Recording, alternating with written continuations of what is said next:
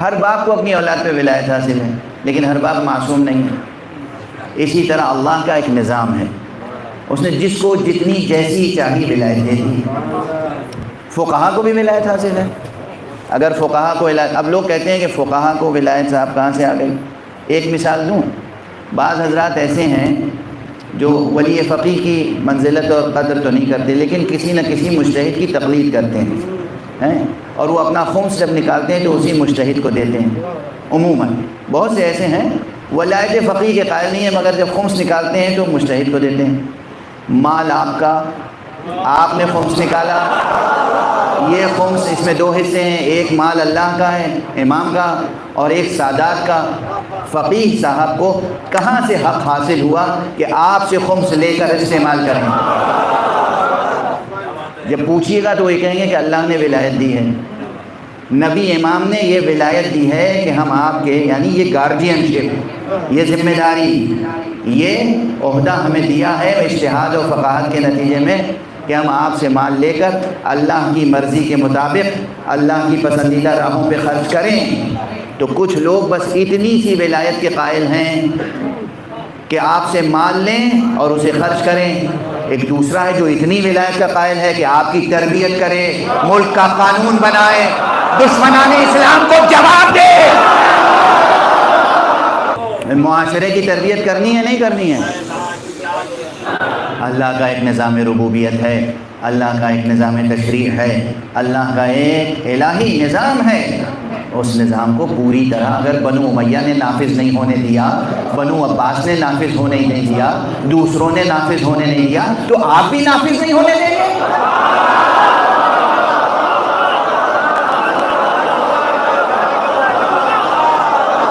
کس کے لیے کام کر رہے ہیں آپ؟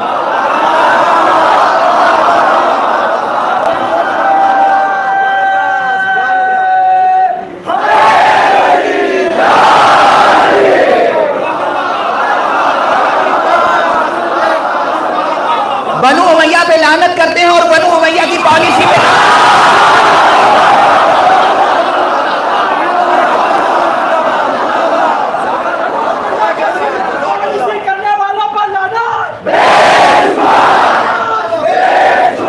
ایک طرف یہ دعویٰ ہم سادات کا احترام کرتے ہیں، ہم سادات کا احترام کرتے ہیں، ہم سادات کا احترام کرتے ہیں، تو سید سیستانی اور سید خامنئی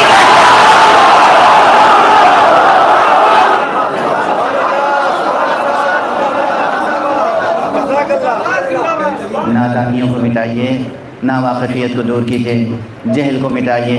اس فقیر کا جملہ یاد رکھیے گا، جہالت مٹانے سے مٹ جاتی ہے، چھپانے سے چھپتی ہے۔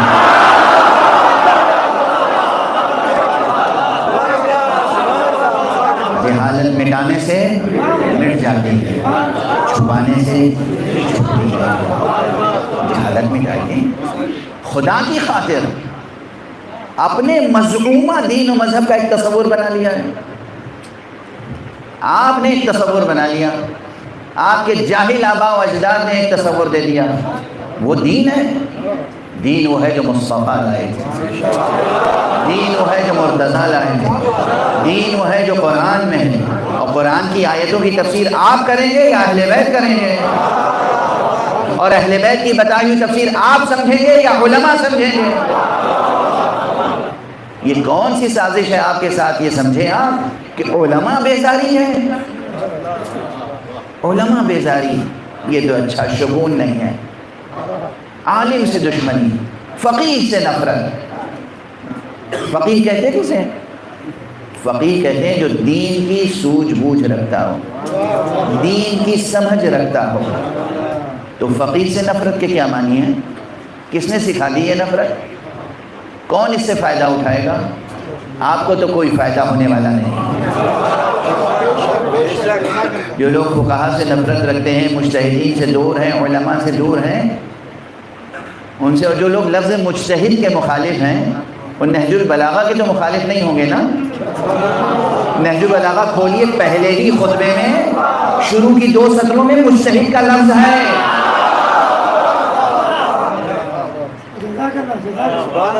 لا یؤدی حقہ المجتہدون، یہ کون سے مجتہد ہیں؟ ان سے بیزاری، ان سے بیزاری. مجتہد اسے کہتے ہیں جو اپنی تمام صلاحیتوں کو نچوڑ نچوڑ کے نظر مولا کر دے،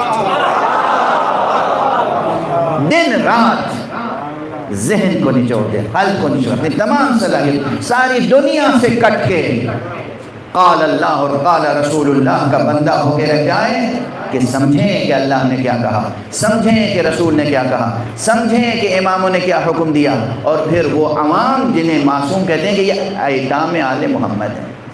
یہ کیا یتیمان آل محمد ہیں؟ یتیمان آل محمد وہ یعنی جن تک علوم آل محمد نہیں پہنچے. ہر وہ شخص، ہر وہ فرد جو کہ علوم آل محمد سے محروم ہے، اسے آل محمد کیا کہتے ہیں؟ یتیمان آل محمد ہیں.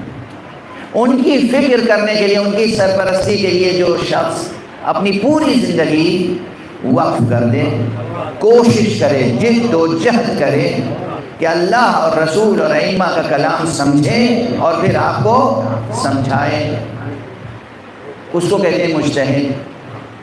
لفظ کو بت نہ بنائیے.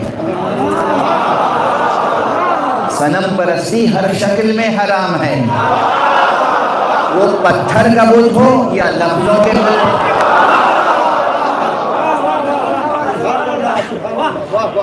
پتھر کے بت ہوں یا لفظوں کے بت ہو یا ہوائے نفس ہو.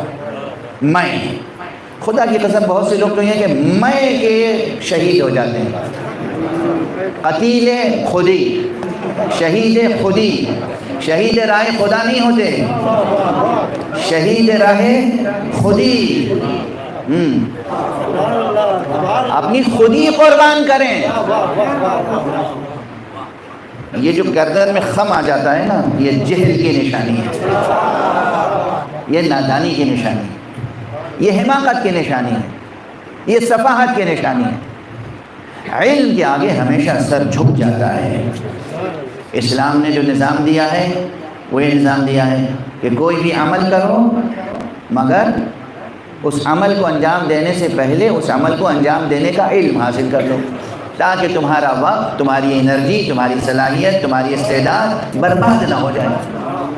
عمل کرو تو صحیح عمل انجام پائے. یہ کیا فطری طریقہ نہیں ہے، یا عقلی طریقہ نہیں ہے، یا شرعی طریقہ نہیں ہے. اس طریقے سے اختلاف کے معنی کیا ہیں؟ کوئی بھی عمل کرو تو وہ عمل کیسے انجام دیا جائے گا یہ سیکھ لو. ہر فیلڈ بچے جاتے ہیں، سیلس مین بھی بنتے ہیں تو ان کو سیلس مین شپ کی ٹریننگ ہوتی ہے. کیسے خریدار سے بات کرو گے، کیسے کسی سامان کو پیش کرو گے، ہر چیز کی ٹریننگ ہوتی ہے. نماز کیسے پڑھی جائے اس کی تربیت حاصل کرنے کی ضرورت نہیں ہے. روزہ کیسے رکھا جائے، حج کیسے کریں، زکوٰۃ کیسے دیں، خمس کیسے دیں، اخلاق اسلامی کی تربیت کی ضرورت نہیں ہے. عبادات سے لے کر معاملات تک، الہیات سے لے کر اخلاقیات تک، انسان کو ہر جگہ علم اور تربیت کی ضرورت ہے. اور جب بھی علم حاصل کیا جائے گا تو علماء ہی سے تو حاصل کیا جائے گا یا جاہل سے حاصل کیا جائے گا؟ جو خود کچھ نہ رکھتا ہو وہ عطا کیا کرے گا؟ جو علم نہ رکھتا ہو وہ علم دے گا کیا؟ جس کا نفس خود تربیت یافتہ نہ ہو وہ دوسروں کی تربیت کیا کرے گا؟ کہاں جا رہا ہے معاشرہ؟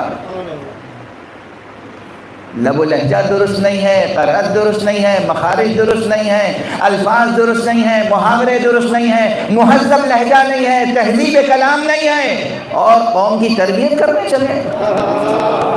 قوم کو پیغام دینا چاہتے ہیں. کیا پیغام دیں گے آپ؟ خدا کے ہاں کیا جواب دیں گے نسلوں کو جہالت سکھانے کا؟ خدا کو کیا جواب دیں گے؟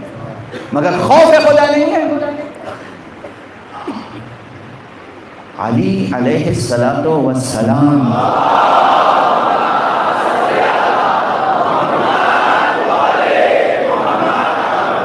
کو کیا سمجھتے ہیں آپ؟ کوئی نعوذ باللہ 100,000 بار نعوذ باللہ کوئی خوشامد پسند بادشاہ سمجھتے ہیں؟ آپ ان کی شان میں بہت اچھی تقریر کر دیں گے اور بہت اچھا قصیدہ لکھ دیں گے، بہت اچھی منقبت کر دیں گے تو وہ خوش ہو جائیں گے اور آپ کے سارے گناہ یوں ہی معاف کروا دیں گے؟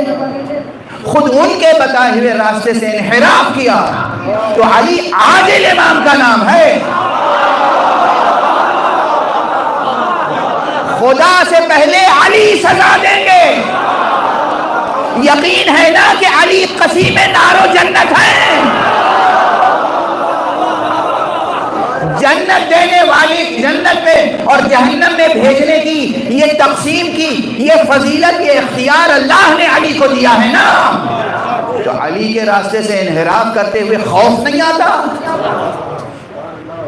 علی کی میراث ہے علم، علی کی میراث ہے تقوی، رہبر اسے منتخب کرو، فقیہ اسے منتخب کرو، اپنے علم کا سورس اسے بناؤ، اپنی تربیت کے لیے رہنما اسے بناؤ جو علم بھی رکھتا ہو تقوی بھی رکھتا ہو۔ ایک صلوات پڑھ دیجئے محمد و آلہ۔